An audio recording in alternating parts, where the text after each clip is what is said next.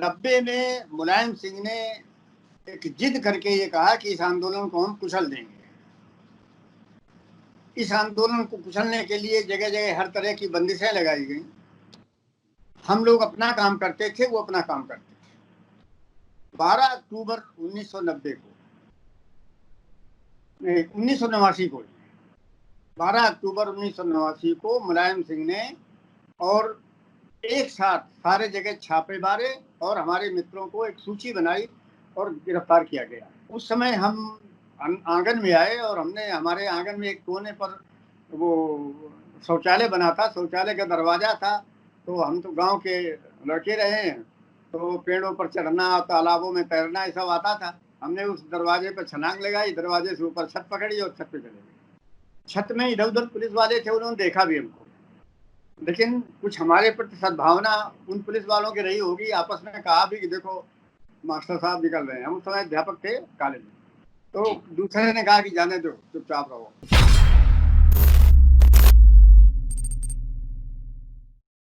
नमस्कार, signing India के इस विशेष कार्यक्रम में आपका फिर से बहुत बहुत स्वागत। प्रधानमंत्री मोदी अयोध्या पहुंचने वाले हैं और राम जन्मभूमि मंदिर का शिलान्यास होना है। तैयारियां जोरों शोरों से है। जिन लोगों ने कहा था कभी हवा में उड़ गए जय श्री राम, आज वो भी कह रहे हैं क्या मुलायम क्या काशी राम, सबके हैं जय श्री राम। ये जो पूरा संघर्ष चला 1986 से लेकर फिर 1992 की घटना हुई, उसके बाद गोली कांड हुआ और फिर high court Uttar Pradesh Allahabad high court का फैसला और फिर सुप्रीम कोर्ट का फैसला। इस पूरी घटना में जो लोग साक्षी थे, जो राम सेवक, ऐसे ही हमारे साथ एक राम सेवक हैं रंजन कुमार मिश्रा जी। इनका परिचय देना मेरे लिए लगता है ये मेरे सौभाग्य की बात है, क्योंकि एक शिक्षाविद होने के बावजूद, शैक्षणिक कार्यक्रमों में व्यस्तता के बावजूद, भारत के सांस्कृतिक पुरुष श्री राम के लिए इनका अगाध सम्मान, इनका अगाध प्रेम इन्हें राम मंदिर आंदोलन से जोड़ा। उत्तर प्रदेश हिंदी संस्थान के पूर्व अध्यक्ष, पूर्व लेक्चरर और इतिहास संकलन समिति के सदस्य श्रीमान रंजन कुमार मिश्र जी हमारे साथ है। बहुत बहुत स्वागत है सर आपका। सर, ये जो राम जन्मभूमि आंदोलन और आज जब शिला पूजन की बातें होती हैं, तो उस बीच में कई घटनाएं हैं, कुछ दिनांक हैं, कुछ तिथि है, कुछ तारीख है जो इतिहास के पन्नों में दर्ज है। आप चूंकि राम जन्मभूमि आंदोलन में शुरू से जुड़े रहे, तो सर ये जानना चाहूंगा कि कैसे आप इस आंदोलन से जुड़े और क्या क्या घटनाएं हुई, उस वक्त की घटनाओं का एक किस्सा के रूप में आज देश ये जानना चाहेगा कि कैसे कैसे ये आंदोलन परवान चढ़ा और उसके बाद राम सेवकों पे गोलियां चलाई गई, फिर प्रताड़ित किया गया। आप जैसा मुझे पता है, ज्ञात है कि आपके साथ भी, आपको भी पीएससी द्वारा प्रताड़ित किया गया समय समय पर। तो वो पूरी घटना मैं जानना चाहूंगा सर। शुरुआत 1986 या आप जब कब जुड़े इस राम जन्मभूमि आंदोलन से?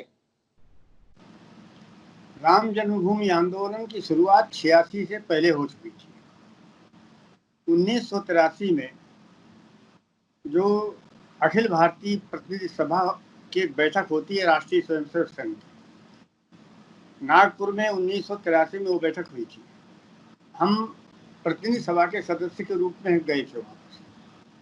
अखिल भारतीय अधिकारी श्री मोरे पंत पुंगले संघ के अखिल भारतीय अधिकारी थे। इनको इस योजना की जिम्मेदारी दी गई थी। उन्होंने सबसे पहले 1983 में नागपुर में ही एक बैठक की, क्योंकि उस प्रतिनिधि सभा में पूरे देश से प्रतिनिधि आए हुए थे। तो सारे देश को एक संदेश देना था और इस विषय को लेकर के कैसे जन जन का विषय बने, इसके लिए कैसे योजना बने, क्या हो, ऐसा एक विषय उन्होंने हमारे सबके सामने रखा था। 83 में सबसे पहले ये बात आई थी। उसके बाद फिर हम लोगों की जगह जगह पर गोष्ठियां होना, इस विषय को रखना। शुरुआत में तो हम लोगों ने ये कहा था दबाव बनाने के लिए कि हमें राम जन्मभूमि, श्री कृष्ण जन्मभूमि और काशी का जो बाबा विश्वनाथ जी का मंदिर है, हमें 3 चाहिए। 3000 ऐसे मंदिरों को तोड़ करके मस्जिदें बनाई गई हैं। हम 3000 की जगह पर केवल 3 मांगते हैं। एक दबाव बनाने के लिए सरकार के ऊपर हमने 3 की मांग की। बाद में ऐसा लगा कि किसी एक बिंदु पर केंद्रीभूत हुआ जाए, तो धीरे धीरे करके राम जन्मभूमि को प्राथमिकता देते हुए और उसके विषय में गोष्ठियां, चर्चा और जगह जगह कार्यक्रमों में विषय रखना, ऐसे संघ ने शुरू किया। ये विषय संघ के साथ भारतीय जनता पार्टी का बना, क्योंकि वो राजनीतिक मंच था और उससे ज्यादा प्रभावी ढंग से विषय को रखा जा सकता था। ये बढ़ता गया, जगह जगह पर बड़ी बड़ी रैलियां भी हुई। सन 86 के आसपास ही पहला जो कार्यक्रम हुआ वो ये था कि राम जन्मभूमि में ताला लगा हुआ था। विषय रखा गया कि ताला क्यों लगा है। उस समय वीर बहादुर सिंह जी मुख्यमंत्री हुआ करते थे। महंत अभयनाथ जी जो इनके गुरुजी थे, अपने वर्तमान मुख्यमंत्री जी के, वो उस समय सांसद थे और इस मुद्दे को बहुत प्रभावी ढंग से उठाने वाले व्यक्ति थे। तो उन्होंने इस पर बड़ा दबाव डाला कि पता लगाया जाए कि ताला क्यों लगा और ताला खुलना चाहिए। जब प्रशासनिक तौर पर इसका पता लगाया गया तो यह हुआ कि ताला बंद करने का कोई आदेश शासन के पास नहीं है, ये बिना किसी आदेश के बंद है। तो जब कोई आदेश नहीं था तो बड़ी आसानी से ताला खुल गया। ताला खुलना हमारी पहली जीत थी। राम मंदिर का ताला खुल गया, ये हम लोगों को लगा कि ये पहली विजय हमारी है। और इसके कारण से जो जन समाज में एक उत्साह बढ़ा, हमारे काम को उससे बड़ी सुविधा मिल गई।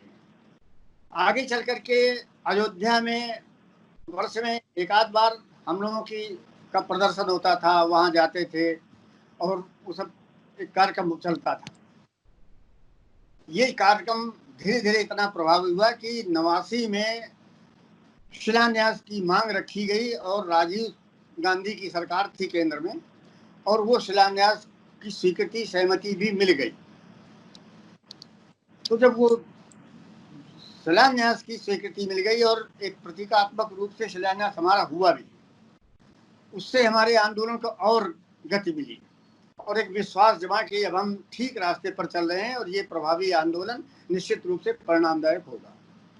लेकिन 1990 में मुलायम सिंह की सरकार प्रांत में आई और 90 में मुलायम सिंह ने एक जिद करके ये कहा कि इस आंदोलन को हम कुचल देंगे। इस आंदोलन को कुचलने के लिए जगह जगह हर तरह की बंदिशें लगाई गई। हम लोग अपना काम करते थे, वो अपना काम करते थे। 12 अक्टूबर 1989 को 12 अक्टूबर 1989 को मुलायम सिंह ने और एक साथ सारे जगह छापे मारे और हमारे मित्रों को एक सूची बनाई और गिरफ्तार किया गया। हमारे नगर में 4 लोगों का नंबर था। हमारा था, हमारे सहयोगी एक सुशील त्रिवेदी थे, बजरंग दल के एक गुड्डन सिंह थे और एक महेश दत्त त्रिपाठी विष्णु परिषद के थे। तो गुड्डन सिंह और सुशील त्रिवेदी दोनों को अपने घरों से इन्होंने पकड़ लिया, बंदी बना लिया। बाद में सारी फोर्स लेकर के हमारे घर के आसपास और घेरा डाला गया, क्योंकि हमारा नाम ऊपर था और उस समय का जो और ये इंस्पेक्टर था अजब सिंह यादव, तो उसको लगता था कि ये सबसे ज्यादा बड़े सरगना हैं, तो इनके ऊपर पकड़ने के लिए जरा ज्यादा फोर्स चाहिए, जबकि ऐसा कुछ नहीं था। पर इन्होंने एक गाड़ी पीएसी मंगाई और थाने का फोर्स सब लगा करके, हम जहाँ रहते थे वो एक बैंक का कैंपस था, तो बैंक के कैंपस को घेरा गया, छत में पुलिस वाले चढ़ाए गए, हमारे घर को घेरा गया और फिर हमारे घर में नाक किया गया, खटखटाया गया और उसने कहा भी हमारी पत्नी बोली कौन है, तो उन्होंने कहा मैं अजब सिंह इंस्पेक्टर हूँ और डॉक्टर साहब को घर में हैं कि नहीं। उन्होंने कह दिया कि नहीं है। तो अब हम भी थे, हम थे अंदर। हमारे सामने समस्या ये आ गई थी कि इन्होंने कह दिया है नहीं है और अगर हम प्रकट हो जाते हैं तो इनकी बात गलत हो जाएगी। अब हमको प्रकट नहीं होना चाहिए। वो ये समय था जब हम लोगों ने एक अभियान चला था केंद्र से कि जगह जगह पर और राम ज्योति भेजी गई थी। एक प्रतीकात्मक जागरण का कार्यक्रम था, जगह जगह पर ज्योतियां भेजी गई थी, वो हमारे यहाँ भी रखी थी। उस ज्योति को लेकर के हम गांव गांव जाते थे और वहाँ नई नई ज्योतियां तैयार करते थे। उससे लोगों की श्रद्धा भावना जगती थी और वो आंदोलन से जुड़ते थे। तो उस समय हम आंगन में आए और हमने हमारे आंगन में एक कोने पर वो शौचालय बना था, शौचालय का दरवाजा था। तो हम तो गांव के लड़के रहे हैं, तो पेड़ों पर चढ़ना, तालाबों में तैरना, ये सब आता था। हमने उस दरवाजे पर छलांग लगाई, दरवाजे से ऊपर छत पकड़ी और छत पे चले गए। छत में इधर उधर पुलिस वाले थे, उन्होंने देखा भी हमको, लेकिन कुछ हमारे प्रति सद्भावना उन पुलिस वालों की रही होगी। आपस में कहा भी कि देखो मास्टर साहब निकल रहे हैं। हम उस समय अध्यापक थे कॉलेज में, तो दूसरे ने कहा कि जाने दो, चुपचाप रहो, तो हम निकल गए। फिर जाकर के एक घर के सामने पहुंचे, तो वो भी हमारे मित्र का घर था। हमने उनको बुलाया। ये समय 4 बजे सवेरे का था, सुबह 4 बजे, सवेरे 4 बजे। जी। तो उन्होंने हमने बुलाया, वो आए सामने छत आंगन में, उन्होंने पहचान लिया। उन्होंने लड़के से कहा कि देखो जीना खोलो, मास्टर साहब है। हमने कहा नहीं, जीना नहीं खोलना, तुम सामने आंगन में आओ। वो आंगन में खड़े हो गए। हमने कहा संभालो अपने आप को, हम आ रहे हैं। हमने उन्हीं के ऊपर छलांग लगा दी। उन्होंने हमें संभाला और तुरंत चारपाई डलवाई, बिस्तर डलवाया, लेटाया, कहना आप आराम कीजिए। उनके लड़कियों को हमने भेजा कि आ जाओ हमारे घर में, देखो क्या हो रहा है। तब तक वो दरवाजा खुल गया था। घर में तलाशी ली, कहीं हम थे ही नहीं मिले। तो वो बड़ा चिढ़ करके गया था कि देखें कहाँ जाते हैं, हम 3 दिन के अंदर उनको बंद कर देंगे। ये इंस्पेक्टर का कहना था। जी, 2 हमारे मित्र जो पकड़े गए थे, वो जब लौट करके इंस्पेक्टर उनके पास आया और उनसे कहा, तो उन्होंने कहा देखो हम पकड़े गए हैं मौके पर, नहीं सावधान हो पाए, लेकिन उनको अब आप नहीं पकड़ सकते, वो निकल गए। इसके पहले कानपुर में एक बैठक रखी गई थी संघ के द्वारा, एक अरमापुर में। पहले सूचना थी कि इस तारीख को, 13 तारीख को सबको वहां पहुंचना है। जो बचे थे लोग पूरे जिले में, जो गिरफ्तारियां हुई थी, जो बचे थे वो सब वहां पहुंच गए थे। अपनी अपनी गाथा बताई, समस्याएं बताई कि ऐसा ऐसा हुआ, और कौन कौन अंदर गया, कौन कौन बाहर रहा। हम लोगों को इंस्ट्रक्शंस थे कि बंद नहीं होना है, क्योंकि भूमिगत रह करके काम करना है। तो जो हमारे साथी बंदी बना लिए गए थे, वो तो एक महीने के लिए गए और उनके ऊपर रासुका लगी। वो सब फतेहगढ़ जेल में गए थे। उसमें ब्रह्मदत्त द्विवेदी भी थे, प्रेमलता कटियार वगैरह भी थी, सब अच्छे लोग थे। और बाकी हम लोग भूमिगत रह करके गांव गांव जाकर के जागरण करना, बैठकें करना, और आगे क्या करना है। बाद में एक आह्वान हुआ कि सत्याग्रह करके जेल भरना है। तो उसमें हम लोगों ने गांव गांव ऐसी टीमें तैयार की कि आपको सत्याग्रह करना और जेल जाना है। तो उसमें बहुत से लोग जेल गए। हम पर्दे के पीछे रह करके ये सब काम कर रहे थे, घर में नहीं रहते थे और अपना ये पूरा घूमते रहे। 1 महीने बाद वो उनको छोड़ा गया, संभवतः 13 नवंबर को हम लेने गए थे उनको प्रतापगढ़। उसके बाद से फिर आए, तो हमने गांव गांव ये सब सारी कहानियां ले करके और गांव गांव जा करके उन गांवों में जहां सपा के ही मतदाता थे, उनके विषय में ये उनके सामने ये विषय रखा। उन्होंने सब ने बात स्वीकार की कि ये अलग बात है, राजनीति की दृष्टि से हम समाजवादी पार्टी में हैं, लेकिन राम हमारे भी हैं और हम इस पे पूरा सहमत हैं। हम आपके आंदोलन को में और समर्थन करते हैं, साथ देते हैं। ये आंदोलन चलता रहा। सन 1992 में जब ढांचा ढाया गया, इसके बीच में लगातार कार्यक्रम चलते रहे। जिस समय ये 12 अक्टूबर को गिरफ्तारी हुई थी, उसके बाद संभवतः 25 अक्टूबर रहा होगा, दिल्ली में एक हम लोगों का तय हुआ कि बहुत बड़ा प्रदर्शन किया जाएगा। उस प्रदर्शन में सरकार ने ये तय किया कि वहां पर हम किसी को नहीं जाने देंगे। हम यहाँ से एक अपने मित्र को लेकर के चले थे, तो मथुरा तक तो हम पहुंच गए थे बस से, और वो भी कई बार बस में चेकिंग हुई कि आप कहाँ जा रहे हो, क्यों जा रहे हो, तो कुछ बहाना बनाते हुए कि हम एक पंडित जी को लेने जा रहे हैं, श्रीमद् भागवत कहलाना है, ऐसा कुछ करके। और उसके बाद फिर आगे मथुरा में रेलवे स्टेशन, ट्रेन बंद थी, बसें बंद थी। फिर एक मेटाडोर मिली जो भाड़ा में चलती थी, उससे हरियाणा के बॉर्डर तक गए।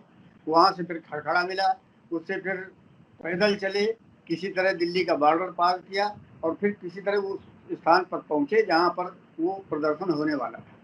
वहाँ पर बैरिकेडिंग लगाई गई थी, बहुत फोर्स लगा था कि किसी को वहाँ नहीं जाने देना है। वहाँ भी यही कहा गया था कि परिंदा पर नहीं मारेगा, लेकिन हमारी लाखों की भीड़ थी और वो बैरिकेडिंग तोड़ी गई। उस वक्त सरकार किनकी थी, प्रधानमंत्री कौन थे उस समय? उस समय ये 92 की बात है शायद जी। हाँ। तो वो तोड़ी गई, फिर हल्का सा लाठीचार्ज हुआ, भीड़ तितर बितर हुई, लौट के वापस आए। तो ये सब चलता रहा। 92 में ढांचा ढहाया गया, और ढांचा जब ढहाया गया तो उसके बाद बहुत तेज सनसनी फैली थी। जी।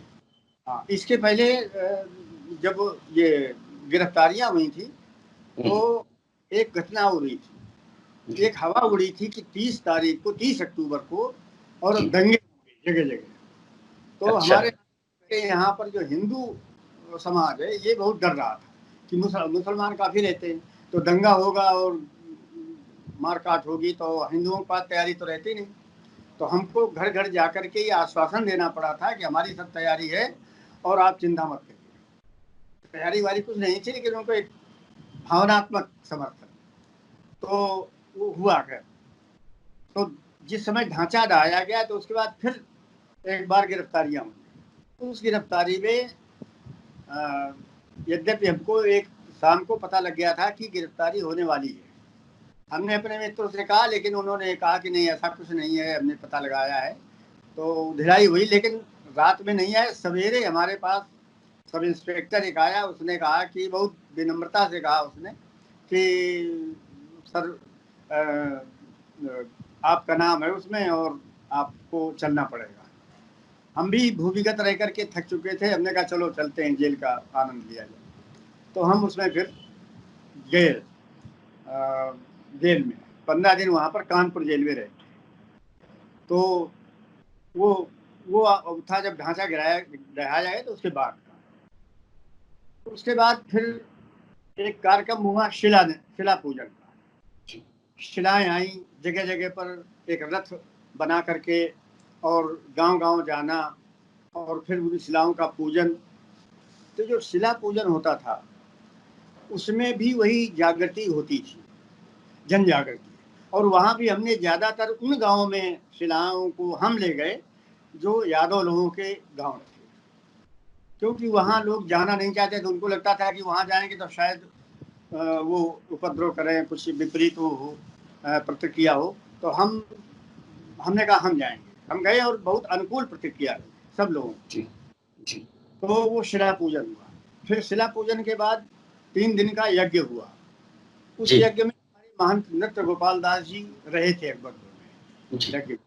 और वो यज्ञ हुआ। यज्ञ के बाद फिर शिलाएं सारे जिले भर की इकट्ठा की गई और वो फिर अयोध्या जी भेजने की व्यवस्था हुई। तो इस तरह से ये 86 में जो, इसलिए 86 कहा जाता है, 86 में वो रथ यात्रा निकली थी अडवाणी जी। और अडवाणी की रथ यात्रा में जो एक घटना हो गई, बिहार में जाकर के लालू प्रसाद यादव ने उस रथ यात्रा को रोका और उनको हिरासत में लिया, उनको अडवाणी जी को। ये बात इससे जनता में एक रोष की लहर फैली। माननीय वाजपेयी जी ने धरना दिया उसमें, और वाजपेयी का जो धरना है उसने पूरे देश के माहौल को बदल दिया। सरकार भी काम तुरंत अडवाणी जी को छोड़ना पड़ा और उनको एक तरह से पश्चाताप करना पड़ा कि हमने गलत किया है। तो उससे हमारा उससे भी उत्साहवर्धन सबका समाज का हुआ था, और वो वहाँ से जो प्रारंभ हुआ वो बड़ा प्रभावी हुआ। और ये चलते चलते 92 तक लगातार बहुत ही भयानक संघर्ष रहा। तो हम लोगों को अब जैसे जब भूमिगत थे तो कई बार आपस में मिलना होता था। हम लोग जब मिलते थे तो कहीं सार्वजनिक स्थान पर मिलते थे, कहीं रेलवे स्टेशन है बैठे हैं, इधर उधर से गए, एक जगह बैठ गए, लोगों को लगता है यात्री लोग बैठे हैं, हम 2-3 बच्चों में बैठे हैं, आपस में बात कर रहे हैं, लोग ध्यान नहीं दे रहे। और उसी प्रकार से बैठक समाप्त। कभी किसी बगीचे में चले गए, कभी कहीं सत्यनारायण कथा हो रही तो वहाँ इकट्ठा हो गए। ऐसे करके उस समय हम लोग बैठा करते थे और बैठक वही योजनाएं बनती थी। हमारे जितने भी कार्यकर्ता थे सबका एक एक केंद्र निश्चित किया गया था और वो सब सूचना वहाँ देनी होती थी केंद्र में कि अगर संपर्क किया जाए तो क्या होगा। तो वो हम लोग नियमित रूप से मिलते रहते थे और मिल करके योजना बनाते थे। कहाँ किसको जाना है, कहाँ कहाँ किसकी बैठक होने वाली है, कहाँ किस प्रकार से कार्यक्रम बनने वाले हैं, ऐसा करके लगातार हम लोगों का चलता रहता था। जब ये छूट के आए थे लोग जो जेल गए थे, तो इनके साथ भी फिर जाना आना हुआ, इनके संस्मरण, इनको जो वहाँ प्रताड़ना दी गई होगी उसका वर्णन, इससे जनता में थोड़ा प्रभाव पड़ता था और लगता था कि राम के नाम पर ये सब हो रहा है तो हमको भी संघर्ष के लिए खड़ा होना चाहिए। जिस समय ये जेल में डाले गए थे लोग और हम बच गए थे, उस समय इटावा औरैया और इन सब जगहों से लोगों को ला करके कई बार किसी कॉलेज में जेल बना दी गई, कहीं कहीं 1 सप्ताह के लिए, 4 दिन 5-6 दिन के लिए, ऐसा करके जगह जगह और बंद किया गया था। थोड़ा कहीं कहीं का पर मारपीट हुई, प्रताड़ना भी हुई, लेकिन उस समय ऐसा जोश था कि वो सब बर्दाश्त करते थे, उसके बाद भी कहीं और हताशा नहीं होती थी। तो ये आंदोलन इस प्रकार सन 86 से शुरू हुआ, पर इसकी जो नींव पड़ी थी वो 83 से पड़ी थी और ये आगे चल करके ढांचा ढहाने तक ये बहुत ही सक्रिय रूप में रहा। बाद में ढांचा ढह गया तो एक विश्वास ये पैदा हुआ कि अब कम से कम बाबरी मस्जिद हट गई है, अब यहाँ जब भी बनेगा तो मंदिर ही बनेगा। फिर वो मामला आगे चल करके अदालत का हो गया और अदालत में जैसा कुछ हुआ हम लोगों को सब लोगों को पता ही है, हाई कोर्ट ने कैसे अनुकूल फैसला दिया। जब हाई स्कूल का फैसला आया था तो एक केंद्र में जब अटल बिहारी वाजपेयी की सरकार थी तो एक प्रभु जी थे, रेल मंत्री बनाए गए थे। वो उस समय जब वो फैसला आया था तो उन्होंने उसमें गहराई से अध्ययन किया था और उसमें इन्वॉल्व थे। बाद में हम लोग एक बार नागपुर में ही बैठक हो रही थी तो वो आकर के उन्होंने फैसले का जो परिणाम होने वाला था वो बताया था। उन्होंने कहा था हाई कोर्ट ने जो फैसला किया है उसमें जो 1/3 भाग दिया है उनको, उसमें भी उन्होंने इस तरह का एक पेंच फंसा दिया है कि सुप्रीम कोर्ट में जाकर के ये मामला खत्म हो जाएगा और सीधे सीधे हमको भूमि मिलने वाली है। ये उन्होंने उसी समय बता दिया था। उन्होंने कहा कि जो 1/3 भाग मिला है वो किसी तर्क के द्वारा नहीं मिला है, वो तो एक किसी को संतुष्ट करने के लिए दे दिया गया है। एक पक्ष है वो नाराज ना हो तो उसको भी एक दे दो, और ये पक्ष न्यायालय में चलता नहीं है। आगे चल करके ऐसा करके उन्होंने हम लोगों के सामने विषय रखा था। तो ये मामला इस तरह से लगातार ये संघर्ष चलता रहा, जन जागरण होता रहा। हम लोग इस उम्मीद के साथ आगे बढ़ते रहे कि मंदिर आज नहीं तो कल बनेगा ही, मंदिर बनेगा, इस विश्वास के साथ हम लगातार संघर्ष करते रहे और ये प्रेरणा मिलती रही कि इस मंदिर के लिए आज 500 वर्षों से लगातार संघर्ष हो रहा है, जाने कितने लोगों ने बलिदान दिया है। तो हमारे सामने संघर्ष है तो हम भी उसके एक हिस्सा बने, उस संघर्ष के हमको भी समाधान हो कि एक बड़े काम के लिए हमने भी अपना योगदान किया है, इसीलिए लगातार चलते रहे हम लोग। हमारी मुख्य भूमिका जो थी, क्योंकि हम संघ का बड़ा दायित्व था, इसलिए ऑर्गेनाइज करने की भूमिका ज्यादा रही हमारी। जब इनको इधर उधर गए तो हमको काम करना पड़ा, लेकिन मुख्य रूप से कार्यकर्ताओं को लगाना, जगाना और उनका मार्गदर्शन करना, उनका हौसला कम न होने पावे, इस तरह की का प्रयत्न करना, ये हमारा मुख्य काम रहा है।